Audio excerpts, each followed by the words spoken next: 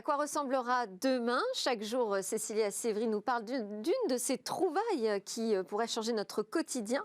Aujourd'hui, on va s'intéresser à la mobilité avec une innovation pour protéger les cyclistes. Bonjour Cécilia. Bonjour Delphine, oui, je vous présente aujourd'hui une technologie française qui vient de remporter le prix de l'innovation sécurité routière 2021. C'est un casque connecté, vous l'avez dit, et je l'ai en plateau, juste ici, regardez, c'est ce casque que vous voyez à l'écran. Alors en fait, il a une mission, ce casque, en plus bien sûr de protéger notre cerveau, notre boîte crânienne, eh bien il va prévenir nos proches en cas de chute.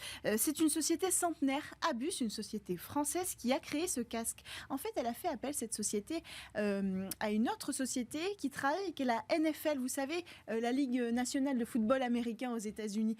C'est un sport dans lequel il y a des chocs inouïs et à l'intérieur des casques des joueurs, il y a des capteurs pour mesurer l'intensité de ces chocs. Et bien ici, c'est le même principe. On a mis à l'intérieur du casque, jusqu'ici, regardez, un capteur. À l'intérieur de ce dispositif, il y a 5 capteurs de choc qui vont enregistrer, identifier la chute au moment où elle va arriver. Et alors, pas de problème si vous êtes plutôt du genre à faire des très longues balades au bord des routes, parce que il faut le recharger, bien sûr, ce dispositif, mais en fait, il se met en veille dès qu'il n'y a pas de chute, de choc, donc ça peut durer jusqu'à 30 jours. Et une fois le choc arrivé, que se passe-t-il ?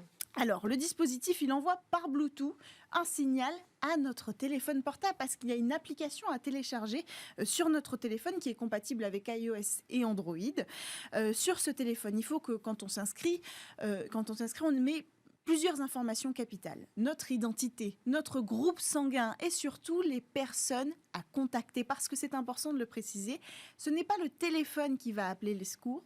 Le téléphone va prévenir par signal les personnes à contacter et ce sont elles ensuite qui devront vérifier qu'on va bien et appeler les secours à notre place. Pour ça, elles auront notre géolocalisation. Donc nos proches reçoivent une notification ? Exactement. Alors pour ça, par contre, il faut que le casque et le téléphone soient tombés en même temps, simultanément. Ça évite les erreurs, tout simplement. Il arrive qu'on pose très brutalement le casque ou qu'on le fasse tomber. Là, de toute façon, dans la chute, il va tomber avec nous, qu'il soit dans le sac à dos, sur le bras, sur le vélo. Il vaut mieux qu'il soit sur la tête. Il vaut mieux le casque, mais le téléphone, il sera avec nous. Le téléphone, pardon. Okay. Et donc, une fois que les deux enregistrent la chute, là, on envoie un message d'alerte à nos proches qui ensuite pourront appeler. Mais c'est pas fini. Il y a une autre fonctionnalité intéressante dans ce casque.